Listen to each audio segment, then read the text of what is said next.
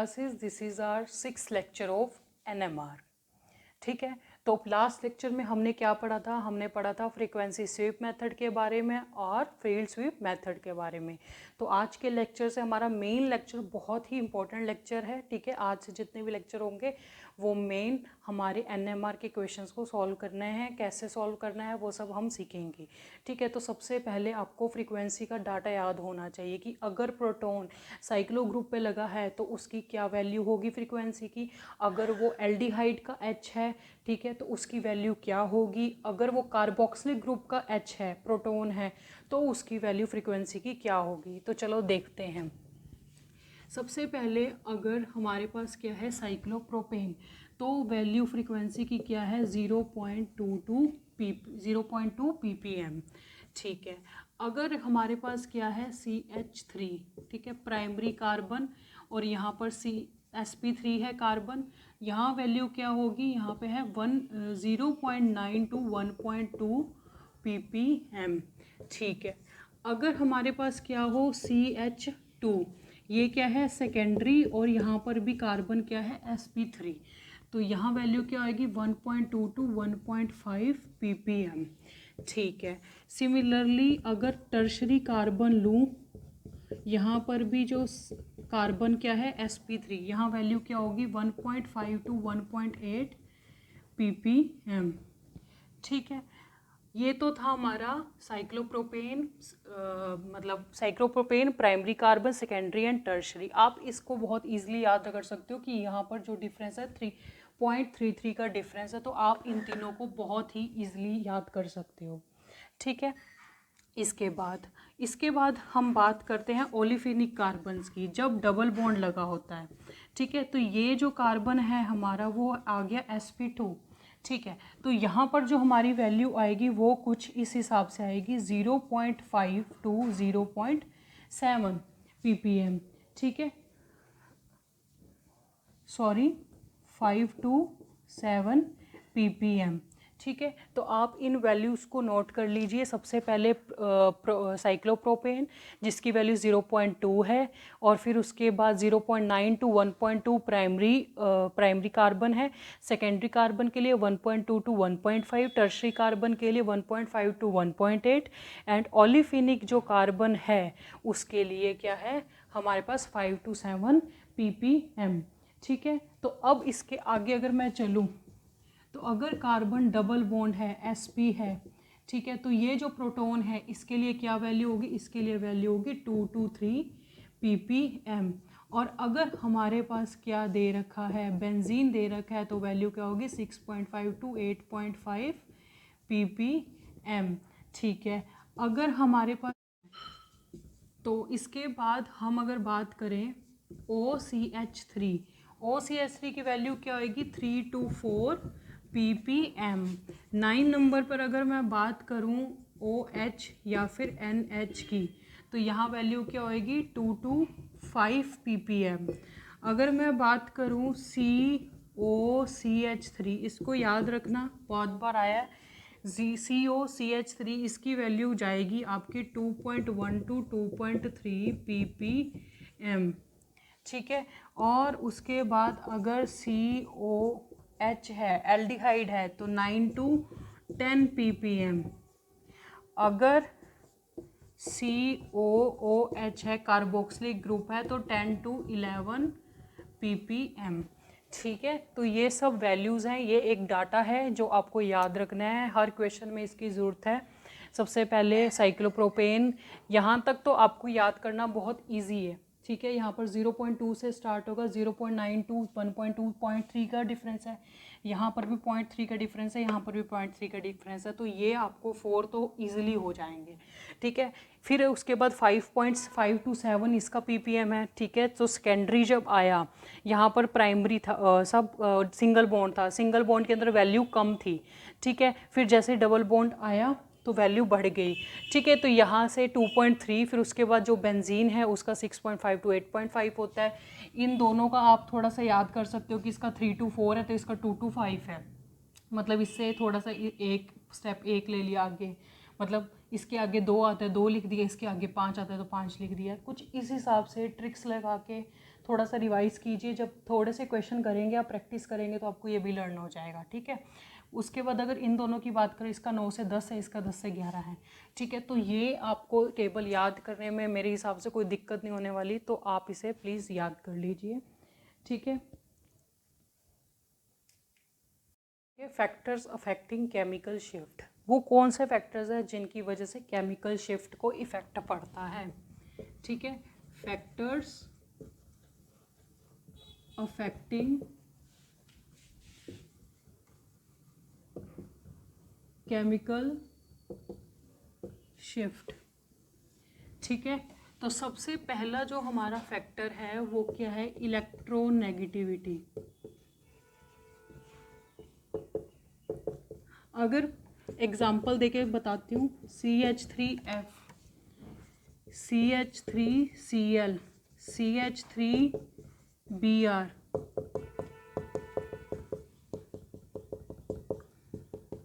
CH3I। तो अगर मैं ये देखूं चारों ऑप्शंस में से और मैं कहूँ कि फ्रीक्वेंसी किसकी मैक्सिमम होगी, ठीक है, तो हमें ये बहुत ही इजी है। ये जो F लगा हुआ है, ठीक है, ये क्या है, मोर इलेक्ट्रोनेगेटिव,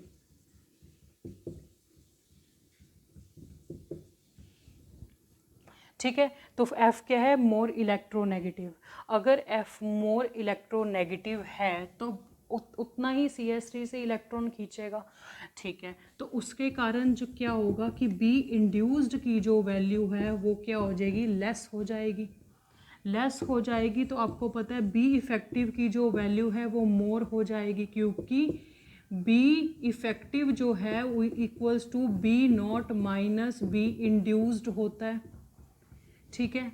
अगर बी इफेक्टिव ज़्यादा तो आपको पता है mu is equals to magnetic gyric ratio into B effective, ये फॉर्मूला पता है। और आपको पता है बी भी क्या हो जाएगी, म्यू क्या हो जाएगा, मैक्सिमम।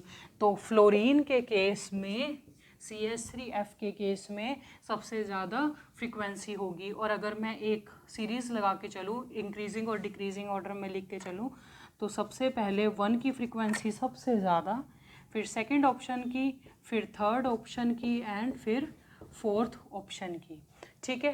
तो ये हमारा जो पहला फैक्टर है वो क्या है, इलेक्ट्रोनेगेटिविटी फैक्टर।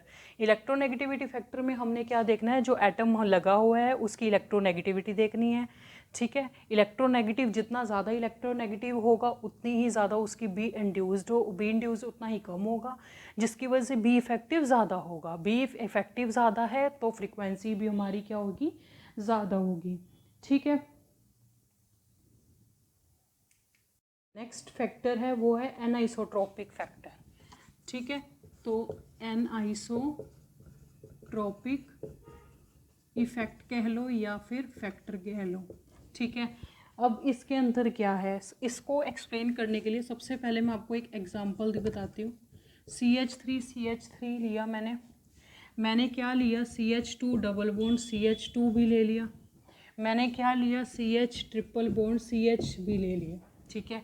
अगर मैं इसकी फ्रीक्वेंसी की बात करूं, जो कि अभी मैंने थोड़ी देर पहले आपको डाटा प्रोवाइड किया उसके बेसिस पे, CH3 सिंगल बॉन्ड CH3, यहाँ sp3 है, तो यहाँ वैल्यू कुछ आएगी 0.92 1.2 ppm। अगर मैं इसकी बात करूँ सेकेंड क्या कहते हैं sp2 कार्बन की अगर मैं बात करूँ, यहाँ कुछ वैल्यू थी 5 to 7 ppm। अगर मैं CH ट्रिपल बॉन्ड CH की बात करूँ तो यहाँ वैल्यू आ गई 2 to 3 ppm, ठीक है। तो तीनों का ये एग्जाम्पल था। तो लेकिन जो मैंने फर्स्ट अपना फैक्टर आपको पढ़ाया, फर्स्ट फैक्टर क्या था, इलेक्ट्रोनेगेटिविटी। अगर मैं वो फैक्टर यहाँ अप्लाई करूँ तो मैं कहूँगी कि CH ट्रिपल बॉन्ड की इलेक्ट्रोनेगेटिविटी जो है वो क्या है, सबसे ज़्यादा इसमें, ठीक है। इलेक्ट्रोनेगेटिविटी क्या है, ज़्यादा है, ठीक है, इलेक्ट्रोनेगेटिविटी मोर। बट इसकी जो वैल्यू है, फ्रीक्वेंसी की वैल्यू, वो आप देख रहे हैं वो CH2 डबल बॉन्ड CH2 से भी कम है, ठीक है, बट इससे ज़्यादा है। ऐसा क्यों, क्या रीज़न है कि इसकी वैल्यू ज़्यादा होनी चाहिए थी फर्स्ट फैक्टर के अकॉर्डिंग, लेकिन क्या है, कम है। क्यों, क्योंकि यहाँ पर एनाइसोट्रोपिक इफेक्ट लग रहा है। अब एनाइसोट्रोपिक इफेक्ट है क्या, एनाइसोट्रोपिक इफेक्ट वो इफेक्ट होता है जो कि डायरेक्शन डिपेंडेंट होता है, और जिस किसी भी कंपाउंड के अंदर डबल बॉन्ड होता है वहाँ पर ये एनाइसोट्रोपिक इफेक्ट लगता है। ठीक है, तो अब मैंने बताया डायरेक्शनल इफेक्ट है, मैंने बताया कि जहाँ पर डबल बॉन्ड होता है वहाँ पर होता है, ठीक है, जहाँ पर भी पाई बॉन्ड होगा वहाँ पर होगा। ठीक है, तो अब अगर मैं CH2 की बात करूँ, CH2 की, CH डबल बॉन्ड CH2, ठीक है, ये मैंने ये लिख दिया, ठीक है, CH। अब क्या है, जब यहाँ पर B0 अप्लाई होगी, अप्लाइड जो मैग्नेटिक फील्ड वो उस डायरेक्शन में है, ठीक है, तो इस डायरेक्शन में होने के बावजूद क्या होगा, इसके यहाँ पर भी क्या होगा, मैग्नेटिक फील्ड अप्लाई होगी। जब मैग्नेटिक फील्ड अप्लाई होगी तो वो कुछ इस तरह से होगी, ठीक है, ये मैग्नेटिक फील्ड अप्लाई हुई तो ये जो एक रिंग जनरेट हुई, ठीक है, रिंग एक जनरेट हो रही है, ये जो रिंग जनरेट हुई है यहाँ पर एक क्या है, बी इंड्यूस्ड भी जनरेट हुआ है, किसकी वजह से, ये इनकी खुद की वजह से, प्रोटॉन्स की वजह से क्या हुआ है, बी इंड्यूस जनरेट हुआ है, ये बी नॉट की वजह से, अप्लाइड मैग्नेटिक फील्ड की वजह से बी इंड्यूस जनरेट हुई। ठीक है, ये हमारे पास, ये हमने पहले भी पढ़ा है, लेकिन जो ये जनरेट हो रही है ये एल्कीन के केस में क्या है, ये जो प्रोटॉन है ये क्या कर रहे हैं, लाई इन पैरामैग्नेटिक जोन, और यहाँ पर जो B0 जो है वो क्या है, सेम डायरेक्शन में है, किसकी, बी इंड्यूस्ड और B0 जो है वो क्या है, सेम डायरेक्शन में है। ठीक है, तो उसकी वजह से क्या हुआ, जो H है हमारा, यहाँ पर जो H है वो क्या है, पैरामैग्नेटिक जोन में है, पैरामैग्नेटिक जोन में है तो वहाँ पर क्या होगी, डी शील्डिंग। ठीक है, तो वहाँ क्या होगी, डी शील्डिंग। और जो मैंने लास्ट लेक्चर में आपको क्या बताया कि डी शील्डिंग होती है तो क्या होता है, हमारी क्या होती है, फ्रीक्वेंसी इंक्रीज कर जाती है। ठीक है, तो ये रीज़न था कि CH2 डबल बॉन्ड CH2 की फ्रीक्वेंसी ज़्यादा क्यों होती है। ठीक है, तो मैंने इसका वैलिड रीज़न आपको बता दिया कि क्या होता है कि जब बी अप्लाइड हम करते हैं, मैग्नेटिक फील्ड अप्लाई की जाती है तो बी इंड्यूस होता है, मैग्नेटिक फील्ड इंड्यूस होती है, जो मैग्नेटिक फील्ड इंड्यूस हुई उसकी डायरेक्शन और मैग्नेटिक फील्ड की जो डायरेक्शन है वो दोनों सेम डायरेक्शन में है। अगर दोनों सेम डायरेक्शन में है तो उसकी वजह से क्या होगा, जो प्रोटॉन है यहाँ पर वो क्या पैरामैग्नेटिक जोन में लाई करेंगे, जब वो सेम डायरेक्शन में है तो ये क्या करेंगे, सेम जो हमारे प्रोटॉन है पैरामैग्नेटिक जोन में अप्लाई होंगे, लाई करेंगे, और पैरामैग्नेटिक जोन में होने के कारण वो डी शील्डिंग फेस करेंगे, और डी शील्डिंग के लिए मैंने आपको बताया था, डी शील्डिंग के केस में फ्रीक्वेंसी बढ़ जाती है, इसकी वजह से इसकी फ्रीक्वेंसी दोनों से ज़्यादा है। ठीक है, तो अब मैं आपको बताती हूँ CH ट्रिपल बॉन्ड CH का रीज़न। ठीक है, तो अगर मैं बात करूँ CH ट्रिपल बॉन्ड CH की, ठीक है, तो अगर यहाँ पर B अप्लाई किया जाता है, ठीक है, B हमारा मैग्नेटिक फील्ड हमने अप्लाई किया, B0 अप्लाई किया तो उसकी डायरेक्शन ऐसी है, यहाँ पर भी क्या होता है, मैग्नेटिक फील्ड इंड्यूस होती है, ये देखिए ये मैग्नेटिक फील्ड इंड्यूस हो रही है। ठीक है, लेकिन जो मैग्नेटिक फील्ड जो इंड्यूस हो रही है और जो B0 है दोनों की डायरेक्शन क्या है, डिफरेंट। ठीक है, डिफरेंट कह दूं या फिर ऑपोजिट कह दूं, दोनों की डायरेक्शन क्या है, ऑपोजिट है आपस में, जिसकी वजह से क्या हुआ, यहाँ के जो H हैं वो क्या कर रहे हैं, लाई कर रहे हैं इन डायामैग्नेटिक जोन, तो इसकी वजह से जो H है वो क्या कर रहा है, डायामैग्नेटिक जोन में लाई कर रहा है, और डायामैग्नेटिक जोन में जाने के कारण उसमें क्या है, उसको शील्डिंग फेस हो रही है, शील्डिंग होने के आपको पता है फ्रीक्वेंसी क्या करती है, हमारी डिक्रीज कर जाती है। ठीक है, TMS के पास आ जाती है उसकी वैल्यू। ठीक है, अब हम क्या रीज़न था, जो एनाइसोट्रोपिक इफेक्ट के अंदर मैंने आपको क्या बताया था कि एनाइसोट्रॉपिक इफेक्ट क्या होता है, डायरेक्शनल इफेक्ट है। डायरेक्शनल इफेक्ट के साथ साथ क्या है, ये वहाँ पर प्रेजेंट होता है जहाँ पर भी आपको पाई बॉन्ड नज़र आ जाए, ठीक है। तो जब पाई बॉन्ड होता है वहाँ पे एनाइसोट्रॉपिक इफेक्ट ज़रूर लगता है। एनाइसोट्रॉपिक इफेक्ट के कारण ही उनकी वैल्यूज़ चेंज हो जाती है, अनएक्सपेक्टेडली चेंज हो जाती हैं, ठीक है। अगर मैं CH2 double bond CH2 alkene की बात करूँ तो उस केस में जो मैग्नेटिक फील्ड अप्लाइड है और इंड्यूस्ड मैग्नेटिक फील्ड है, दोनों ही एक डायरेक्शन में है, पैरामैग्नेटिक जोन में आ जाएंगे प्रोटॉन्स, जिसकी वजह से डी शील्डिंग होगी थी और डी शील्डिंग होने के कारण फ्रिक्वेंसी बढ़ गई थी। लेकिन अगर मैं CH ट्रिपल बॉन्ड CH की बात करूँ तो इसके केस में क्या हुआ, जो अप्लाइड मैग्नेटिक फील्ड थी और जो इंड्यूस्ड मैग्नेटिक फील्ड थी, दोनों की डायरेक्शन ही ऑपोजिट थी, ठीक है। ऑपोजिट डायरेक्शन की वजह से जो प्रोटॉन है वो डायमैग्नेटिक जोन में लाई कर गए, और डायमैग्नेटिक जोन में लाई करने के बाद शील्डिंग होगी, शील्डिंग की वजह से फ्रीक्वेंसी जो क्या है डिक्रीज कर जाती है, ठीक है। तो ये एनाइसोट्रॉपिक इफेक्ट है। एनाइसोट्रॉपिक इफेक्ट के अंदर और भी आपको एग्जांपल्स में बताती हूँ, ठीक है। तो अब आपने जो वहाँ पर एग्जांपल देखा था, आपने देखा कि CH3 एल्डिहाइड का केस, मैंने यहाँ पे एक एल्डिहाइड ले लिया, ठीक है। एल्डिहाइड होता क्या, RCHO होता है, ठीक है।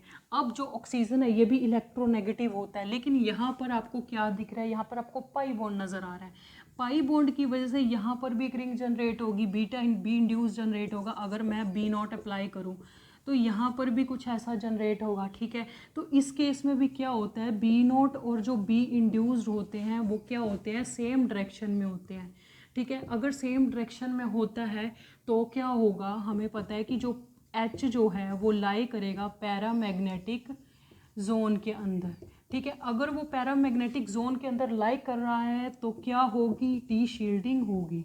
डी शील्डिंग हो गई तो क्या होगा, फ्रीक्वेंसी ऑटोमेटिकली इंक्रीज कर गई, इसकी वजह से इसकी वैल्यू 9 to 10 ppm तक आ जाती है, ठीक है। ये कुछ एग्जाम्पल थे एनाइसोट्रॉपिक इफेक्ट के। एनाइसोट्रॉपिक इफेक्ट में ये सब आपको देखने को मिलता है, ठीक है। और एग्जांपल लेके आती हूँ। एनाइसोट्रॉपिक इफेक्ट के अंदर ही क्या आता है, एरोमेटिक कंपाउंड्स की, हम एरोमेटिक कंपाउंड्स की बात करते हैं, एरोमेटिक कंपाउंड्स की। अगर मैं एरोमेटिक कंपाउंड्स की बात करूँ तो एरोमेटिक कंपाउंड्स के अंदर अगर जो दो टाइप के प्रोटॉन्स हैं, एक होते हैं इनसाइड प्रोटॉन्स, एक होते हैं आउटसाइड प्रोटॉन्स, ठीक है। अगर जो आउटसाइड वाले प्रोटॉन्स हैं वो क्या फेस करते हैं, आउटसाइड वाले प्रोटॉन्स डी शील्डेड फेस करते हैं, ठीक है। आउटसाइड वाले प्रोटॉन्स क्या करेंगे, डी शील्डेड फेस करेंगे, और जो इनसाइड वाले प्रोटॉन्स हैं वो हमारा क्या करेंगे, शील्डेड फेस करेंगे। और शील्डेड होने की वजह से क्या होगा, वो डायामैग्नेटिक जोन में वो जो H है प्रोटॉन है वो लाई इन डायामैग्नेटिक जोन, और जो डी शील्डेड प्रोटॉन्स हैं वो क्या करेंगे, लाई इन पैरा मैग्नेटिक जोन, ठीक है। तो ये क्या था, मैंने क्या बोला कि एरोमेटिक जो कंपाउंड्स होते हैं उनके अंदर दो तरह के H होते हैं, दो तरह के प्रोटॉन्स होते हैं, ठीक है। तो एक अंदर वाले प्रोटॉन्स हैं, ठीक है। तो वो क्या करेंगे, अंदर वाले हैं तो शील्डेड फेस करेंगे, ठीक है। आपको एरोमेटिक है, यहाँ पर कंफ्यूज नहीं होना, आपको सीधा ये याद रखना कि एरोमेटिक से आपको क्या है, मैं एक जस्ट ट्रिक सी बता रही हूँ। एरोमेटिक आपको क्या दिमाग में आता है, एरोमेटिक के नाम से एक बेंजीन आती है आपके दिमाग में, ठीक है। तो बेंजीन के अंदर क्या है, बेंजीन के अगर बेंजीन का कोई स्ट्रक्चर है आगे, ठीक है, और अंदर की तरफ जितने जो भी H होंगे वो क्या होंगे, वो शील्ड होंगे, बाहर उसके तरफ काफ़ी सारे बॉन्ड है, ठीक है। तो अंदर वो शील्ड होंगे, ठीक है, अंदर सेफ होंगे, तो वो क्या है, शील्डेड है, ठीक है। तो उसकी वजह से वो क्या है, डायामैग्नेटिक होते हैं। डायामैग्नेटिक के अंदर भी क्या बिहेवियर होता है, जब आपने पढ़ा था डायामैग्नेटिक का मतलब ये होता है कि जब पेयरिंग में होते हैं इलेक्ट्रॉन्स, ठीक है, तब हम क्या कह देते थे, डायामैग्नेटिक है। अनपेयर्ड इलेक्ट्रॉन होते थे तो हम कह देते पैरामैग्नेटिक करेक्टर है, ठीक है। तो डायामैग्नेटिक आपको पता है शील्डेड भी हैं। एक ट्रिक ये है कि इनसाइड वाले जो H है, पहली बात है वो बेंजीन की एक शील्ड है, उसके अंदर हैं तो शील्डेड हमने कह दिया। उसके बाद मैं बोल रही हूँ डायमैग्नेटिक, अब अंदर बैठे हैं तो वो पेयर में आराम से बैठ सकते हैं। बाहर अगर होंगे तो उनको अपनी अपनी डायरेक्शन में बैठना पड़ेगा। तो क्या होगा, तो यहाँ से एक ट्रिक है, सिंपल सी बात है कि क्या है, इनसाइड वाले क्या होते हैं, शील्डेड हो जाते हैं एरोमेटिक के केस में, और डायमैग्नेटिक जोन में आ जाते हैं अंदर के प्रोटॉन, और वही बाहर के प्रोटॉन जो होते हैं वो डी शील्डेड हो जाते हैं, पैरामैग्नेटिक जोन में आ जाते हैं। ठीक है, तो डी शील्डेड जो थे इनकी फ्रिक्वेंसी इंक्रीज होती है, बड़ी होती, ज़्यादा होती है, और यहाँ पर शील्डेड वालों की फ्रिक्वेंसी क्या होती है, कम होती है। ठीक है, तो ये था एरोमेटिक कंपाउंड्स के लिए। लेकिन अगर मैं बात करूं एंटी एरोमेटिक कंपाउंड्स की, जो कि हक्कल रूल को फॉलो नहीं करते, एंटी एरोमेटिक कंपाउंड्स के केस में क्या हो जाएगा, सेम यही बात होगी लेकिन रिवर्स हो जाएगी। उसके क्या होते हैं, आउटसाइड वाले एच जो हैं वो शील्डेड होते हैं, और जो इनसाइड वाले जो एच हैं वो क्या होंगे, डी शील्डेड। तो आपको सिर्फ एक याद रखना है, एरोमेटिक को याद रख लीजिए। एरोमेटिक को याद रख लिया, उसके बाद एंटी एरोमेटिक अपने आप ही आपको याद हो जाएगा। ठीक है, तो ये था एरोमेटिक और एंटी एरोमेटिक के अंदर प्रोटॉन्स की पोजीशन के अकॉर्डिंग बताना कि वो डायमैग्नेटिक फील्ड में होंगे या डायमैग्नेटिक जोन में होंगे या पैरामैग्नेटिक जोन में, शील्डिंग फेस करेंगे या डी शील्डिंग फेस करेंगे, फ्रिक्वेंसी ज़्यादा होगी या कम होगी। ठीक है, तो ये था। अब मैं एग्जांपल आपको देती हूँ एरोमेटिक का। तो एरोमेटिक का एग्जांपल क्या है, एन्यूलीन 18, ये क्या है, एरोमेटिक कंपाउंड है। ठीक है, बहुत बार इसके ऊपर क्वेश्चंस आते हैं, तो हम इसका स्ट्रक्चर ड्रॉ करते हैं।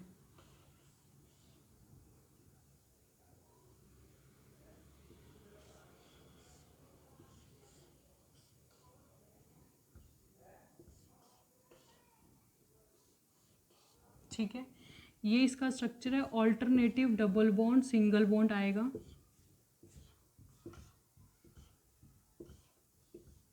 ठीक है, तो ये हमारे पास ये स्ट्रक्चर हो गया। ठीक है, तो इसके आउटर के जो एच हैं वो ये हैं,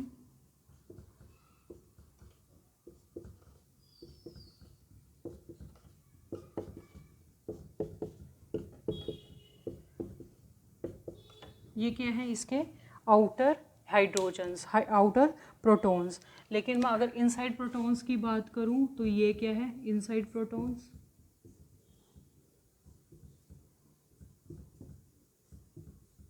ठीक है, तो अब है क्या, आप अगर देखिए तो आप क्या देखोगे कि ये जो बाहर देखोगे कि जितने भी बाहर के हाइड्रोजन्स हैं, ठीक है, तो ये जो हाइड्रोजन्स हैं हमने पहले भी पढ़ा है, एरोमेटिक कंपाउंड के अंदर वाले शील्डेड फेस कर रहे थे, शील्डेड डायमैग्नेटिक जोन में थे, बाहर वाले पैरामैग्नेटिक थे। ठीक है, तो यहाँ पर बाहर वाले हाइड्रोजन है तो ये किस में होंगे, ये हमारे क्या होंगे, पैरामैग्नेटिक जोन में लाई करेंगे। ठीक है, पैरामैग्नेटिक जोन में होंगे, पैरामैग्नेटिक जोन में हैं तो क्या होगा, डी शील्डेड फेस करेंगे, डी शील्डिंग फेस करेंगे, डी शील्डेड प्रोटॉन्स होंगे तो इसकी फ्रीक्वेंसी क्या करेगी, ज़्यादा होगी। आपको दो वैल्यूज़ दे रखी होंगी तो ज़्यादा वाली होगी बाहर वाले प्रोटॉन्स की। लेकिन अगर मैं अंदर के प्रोटॉन्स की बात करूं, इनसाइड प्रोटॉन्स की, ये क्या है, ये डायामैग्नेटिक जोन में लाई करते हैं, डायामैग्नेटिक जोन में लाई करेंगे, और डायमैग्नेटिक जोन में हैं और शील्डिंग फेस करेंगे। शील्डिंग फेस करेंगे तो फ्रीक्वेंसी की वैल्यू क्या आएगी, कम आएगी। ठीक है, तो ये हमारा एग्जाम्पल किसका था, एन्यूलीन का। ठीक है, तो एन्यूलीन के अंदर आपने क्या देखा कि 1 2 3 4 5 6 7 8 9 10 11 12, तो जो 12 हाइड्रोजन थे आपके वो क्या हैं, वो डी शील्डेड फेस कर रहे हैं। ठीक है, और पैरामैग्नेटिक जोन में है। लेकिन अगर मैं बात करूं 6 प्रोटॉन्स की तो वो क्या है, वो शील्डेड फेस कर रहे हैं। ठीक है, और किस में है, डायामैग्नेटिक जोन में है। ठीक है, तो आपके पास क्या है, ये एन्यूलीन का स्ट्रक्चर है। एन्यूलीन के स्ट्रक्चर्स में से आप इजीली देख सकते हो कि पैरामैग्नेटिक जोन में बाहर वाले आएंगे प्रोटॉन्स, और अंदर वाले प्रोटॉन क्या है, डायामैग्नेटिक जोन में आएंगे और शील्डिंग फेस करेंगे। ठीक है, तो जो बाहर वाले प्रोटॉन्स हैं उसकी वैल्यू क्या आती है, उसकी वैल्यू जर्नली अगर देखी जाए तो 9 to 10 देखने को मिली है। ठीक है, तो जो फ्रीक्वेंसी है, ठीक है, किसकी, जो 12 हाइड्रोजन्स हैं उनकी फ्रीक्वेंसी आई है 9 to 10 ppm, लेकिन जो फ्रीक्वेंसी क्या है 6 हाइड्रोजन्स हैं उनकी क्या आई है हमारे पास 2 to 3 ppm, ठीक है। तो ये वैल्यूज़ आप कुछ याद रखना, ठीक है। तो ये हमारे पास क्या एग्जाम्पल था एन्यूलीन का, ठीक है। तो इसके बाद अगर मैं एग्जाम्पल लूँ आपका, तो मैं एग्जाम्पल लेती हूँ मैं एन्यूलीन 10, ठीक है। तो अब एन्यूलीन 10 की बारी,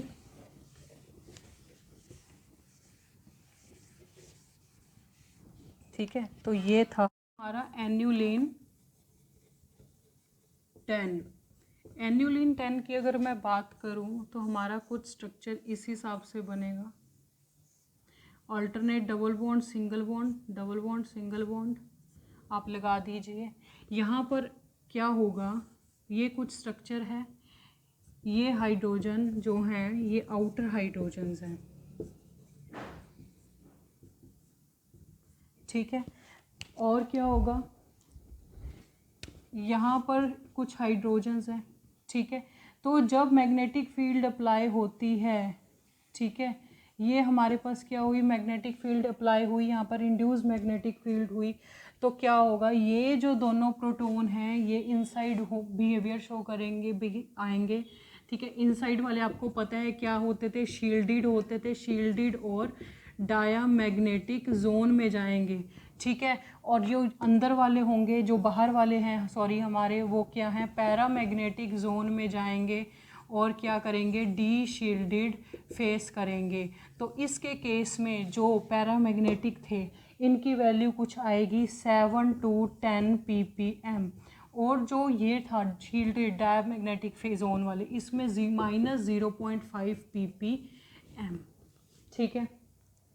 ये था हमारा एग्जाम्पल एन्यूलीन 10 का। हमने अभी बात की एन्यूलीन 18 की, एन्यूलीन 10 की, दोनों ही एरोमेटिक हैं, ठीक है। तो अब मैं नेक्स्ट एग्जाम्पल लेके चलती हूँ एन्यूलीन 16।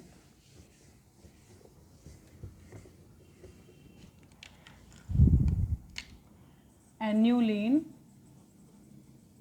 16, अगर मैं एन्यूलीन 16 की बात करती हूँ तो कुछ स्ट्रक्चर ऐसा बनेगा, आप वही क्या कीजिए, डबल बॉन्ड सिंगल बॉन्ड लगाइए, ठीक है। यही डबल बॉन्ड सिंगल बॉन्ड लगाया, अब यहाँ पर क्या होएगा, इनसाइड H ये हैं, ठीक है। एक्चुअली में कि यहाँ पर भी आप क्या कहोगे कि अंदर वाले क्या है, शील्डेड है, डायमैग्नेटिक जोन में है, लेकिन नहीं, यहाँ ये जो स्ट्रक्चर होता है ये क्या होता है, एंटी एरोमेटिक होता है। एंटी एरोमेटिक के केस के अंदर वाले थे वो क्या थे, पैरामैग्नेटिक जोन में थे। पैरामैग्नेटिक जोन में होने के साथ साथ उसकी क्या हो रही थी, डी शील्डिंग हो रही थी, ठीक है। और बाहर वाले जो थे वो क्या थे, डायामैग्नेटिक जोन में थे और उनकी क्या हो रही थी, शील्डिंग, ठीक है। तो ये कुछ एग्जांपल्स थे। जो आपका पहला फैक्टर था वो पहला फैक्टर क्या था, इलेक्ट्रोमैग्नेटिक पहला फैक्टर था, इलेक्ट्रोनेगेटिविटी पहला फैक्टर था, और दूसरा फैक्टर मैंने आपको क्या बताया, एनाइसोट्रोपिक फैक्टर, ठीक है। तो अब तीसरे फैक्टर की हम बात करते हैं, ठीक है। तो तीसरा फैक्टर क्या है, डेल वैल्यू, ठीक है। डेल की वैल्यू क्या होगी, इन्वर्सली प्रोपोर्शनल होती है किसके, पाई इलेक्ट्रॉन डेंसिटी के, ठीक है। तो अब फिर थर्ड फैक्टर करते हैं। थर्ड फैक्टर क्या है, मैंने आपको बताया कि जो डेल की वैल्यू है वो क्या है, इन्वर्सली प्रोपोर्शनल टू है पाई इलेक्ट्रॉन डेंसिटी के, ठीक है। तो अब एग्जांपल के थ्रू मैं आपको बताऊंगी। अगर मैं एग्जांपल लूँ, कुछ एग्जांपल मैं आपके लेके चलती हूँ,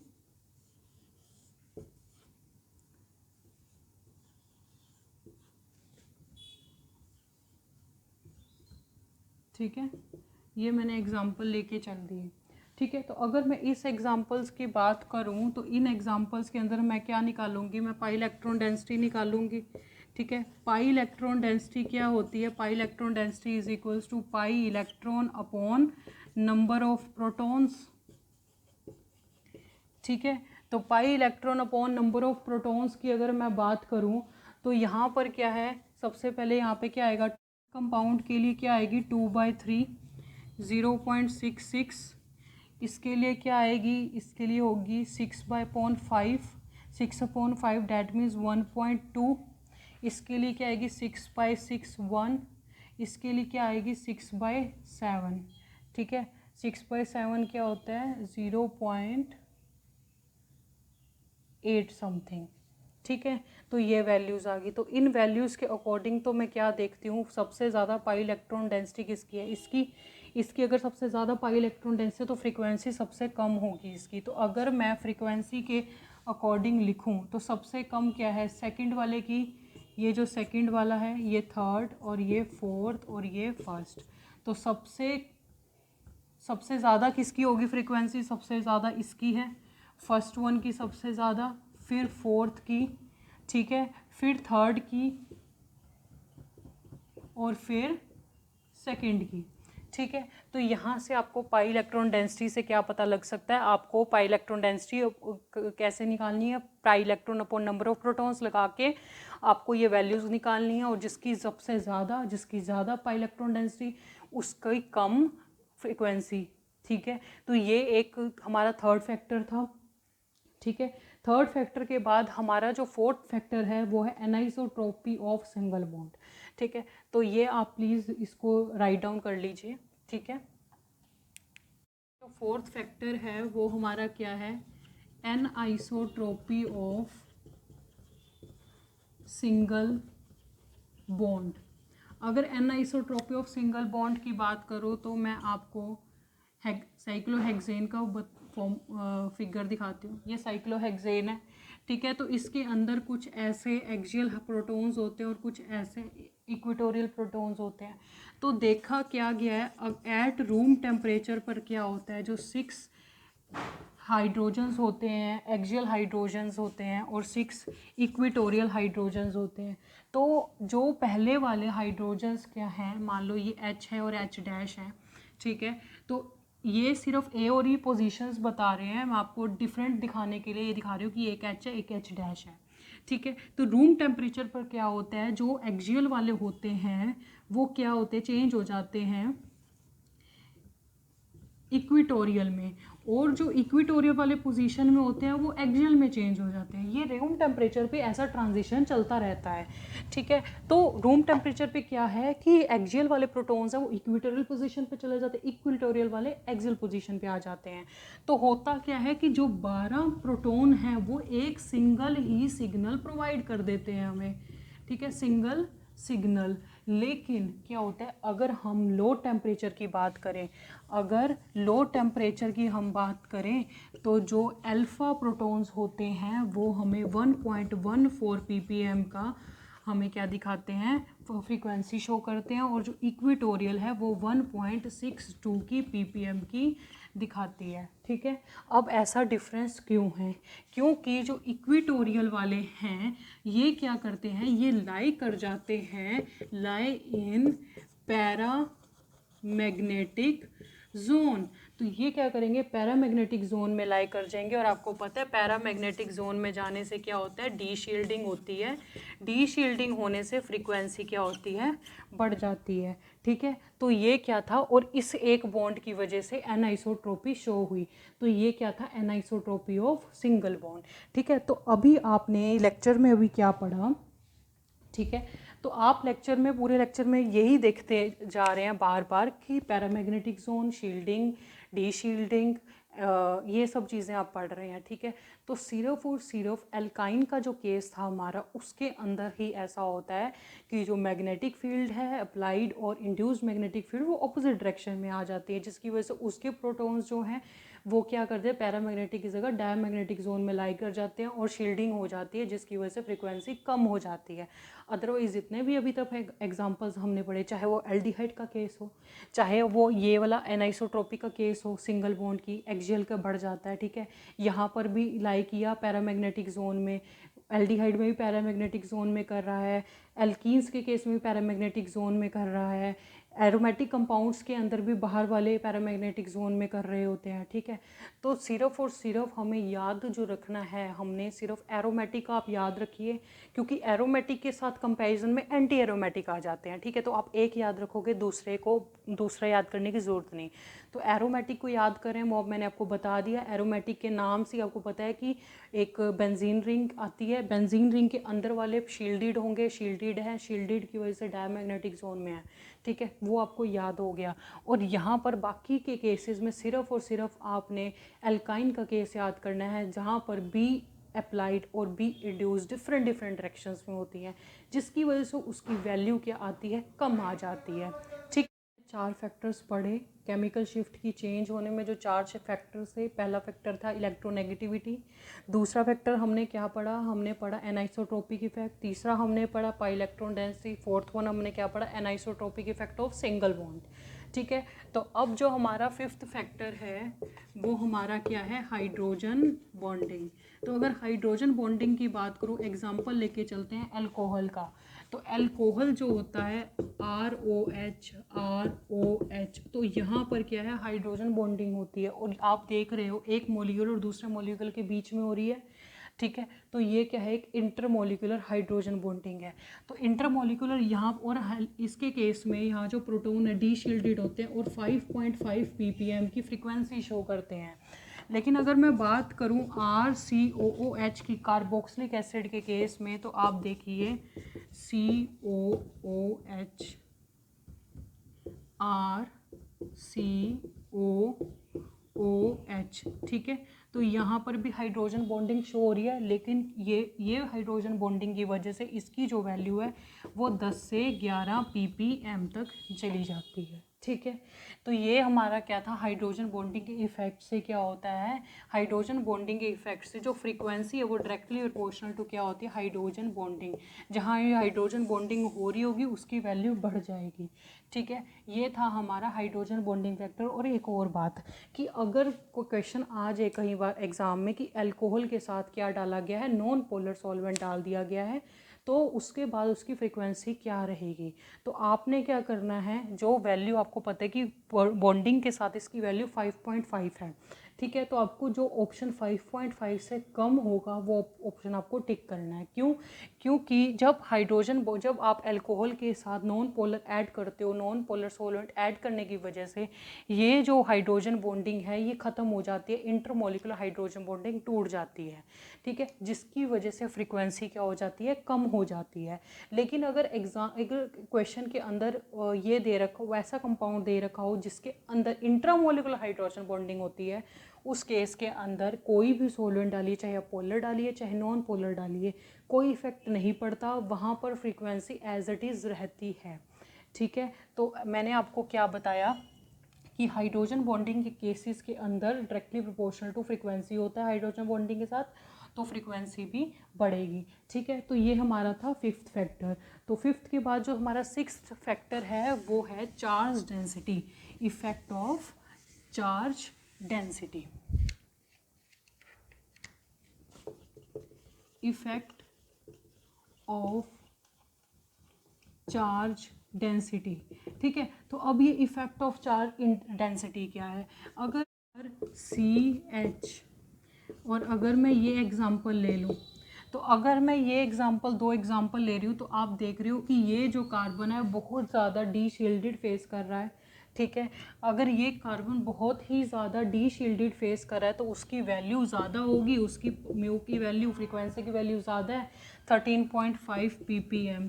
लेकिन अगर मैं इस कार्बन की बात करूँ तो थोड़ा दूर है, ठीक है। तो इसकी वजह से क्या है, ये जो है वो कम ये क्या करेगा, कम डी शील्डिंग फेस करेगा, कम डी शील्डिंग फेस करने की वजह से इसकी वैल्यू कुछ आ जाएगी 5.5 ppm, ठीक है। तो अगर मैं आज के चैप्टर की बात करूं तो आज के लेक्चर के अंदर हमने क्या पढ़ा, आज के लेक्चर में हमने ये पढ़ा फैक्टर्स के बारे में पढ़ा जो कि केमिकल शिफ्ट को अफेक्ट करते हैं, ठीक है। सबसे पहला जो हमारा फैक्टर था वो हमने इलेक्ट्रोनेगेटिविटी पढ़ा,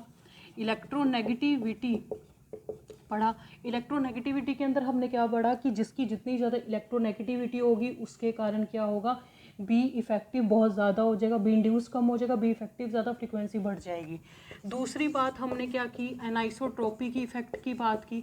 एनाइसोट्रोपिक इफेक्ट के अंदर मैंने क्या बोला आपको कि जब भी किसी कंपाउंड के अंदर पाई बॉन्ड होगा, वहाँ पर क्या होगा, बी जो हम अप्लाई कर रहे होंगे, मैग्नेटिक फील्ड जो अप्लाई कर रहे होंगे, इंड्यूस मैग्नेटिक फील्ड जनरेट होगी।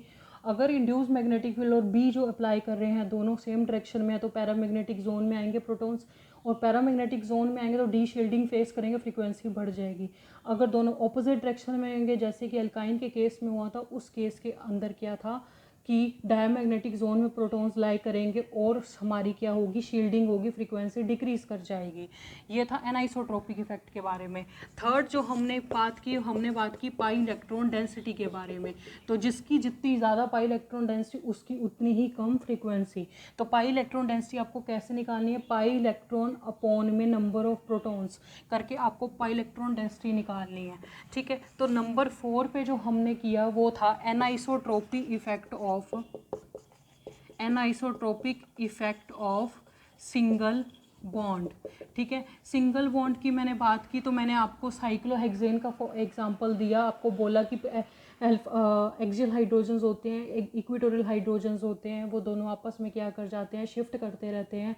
ठीक है, नॉर्मल रूम टेम्परेचर पर, लेकिन बहुत लो टेम्परेचर पे क्या होता है कि दोनों ही अलग अलग सिग्नल शो करते हैं। एक्सियल वाले का जो था 1.14 था और इक्वेटोरियल वाले का 1.62 था। 1.62 क्यों था, ज़्यादा क्यों था, क्योंकि वो जब हम मैग्नेटिक फील्ड अप्लाई करते हैं तो इंड्यूस्ड मैग्नेटिक फील्ड और बी जो अप्लाइड है वो दोनों सेम डायरेक्शन में होती है, जिसकी वजह से क्या होता है, जो पैरामैग्नेटिक जोन में इक्वेटोरियल वाले प्रोटॉन्स आ जाते हैं, जिसकी वजह से उनकी वैल्यू बढ़ जाती है, डी शील्डिंग फेस करने लग जाते हैं और उनकी वैल्यू बढ़ जाती है। ठीक है, तो ये था anisotropic effect of single bond. उसके बाद 5th नंबर पे हमने क्या पढ़ा, हमने पढ़ा हाइड्रोजन बॉन्डिंग के बारे में। जो अगर कोई मॉलिक्यूल हाइड्रोजन बॉन्डिंग शो कर रहा है तो उसकी फ्रीक्वेंसी भी उतनी ही ज़्यादा होगी। अल्कोहल के केस में 5.5 थी, कार्बोक्सिलिक एसिड के केस में 10 to 11 थी ppm। और अगर मैं 6 केस की बात करूँ, 6 केस हमारा जो था वो चार्ज डेंसिटी का था, चार्ज डेंसिटी। तो चार्ज डेंसिटी के अंदर हमने क्या देखा था कि चार्ज डेंसिटी क्या है, अगर चार्ज प्रोटॉन के बहुत नज़दीक है तो उसकी वजह से क्या होगा, डी शील्डिंग बहुत ज़्यादा फेस करेगा, डी शील्डिंग फेस कर रहा है। ठीक है, अगर डी शील्डिंग फेस कर रहा है बहुत ज़्यादा तो उसकी वैल्यू उतनी ही बढ़ जाती है। अगर दूर है तो डी शील्डिंग की वैल्यू क्या हो जाएगी, कम हो जाएगी। ठीक है, और डी शील्डिंग की वैल्यू कम हो जाएगी, फ्रीक्वेंसी भी ऑटोमेटिकली कम हो जाएगी। ठीक है, तो लास्ट ये लेक्चर था हमारा 6th लेक्चर NMR का। तो 7th लेक्चर के अंदर हम आगे के जो फर्दर जो पैरामीटर्स थे, हमारे पास 7 पैरामीटर्स थे NMR को रिकॉर्ड करने के लिए। नंबर 1 पैरामीटर और नंबर 2 पैरामीटर हमने कम्प्लीटली पढ़ लिया है, आगे के पैरामीटर्स हम आगे पढ़ेंगे। ठीक है, thanks for watching our video and keep subscribing our channel, do share our video if you like this content, and thank you, have a nice day.